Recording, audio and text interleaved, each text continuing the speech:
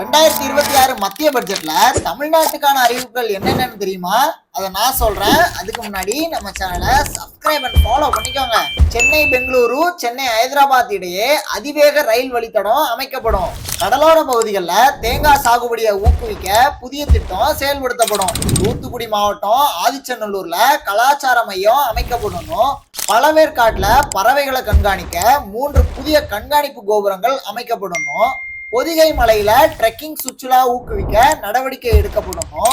மாவட்டந்தோறும் மாணவிகளுக்கு விடுதிகள் அமைக்கப்படும். இயற்கை நூல் உற்பத்தி புதிய திட்டம், அதாவது பருத்தி, பட்டு, கம்பளி நூல் உற்பத்திக்கு திட்டம். சிறு குறு தொழில்களுக்கு ரூபாய் 10,000 கோடி ஒதுக்கீடு செய்யப்பட்டிருக்கு. மாநிலங்களுடன் இணைந்து பிரத்யேக கெமிக்கல் பூங்கா அமைக்கப்படும். அரிய வகை கனிமம் எடுப்பதற்கான புதிய வழித்தட திட்டம் தமிழ்நாடு, ஆந்திரா, ஒடிசா, கேரளாவுக்கு அறிமுகப்படுத்தப்படுது. இந்த தொகுப்பை கடைசியா பார்த்ததுக்கு ரொம்ப நன்றி.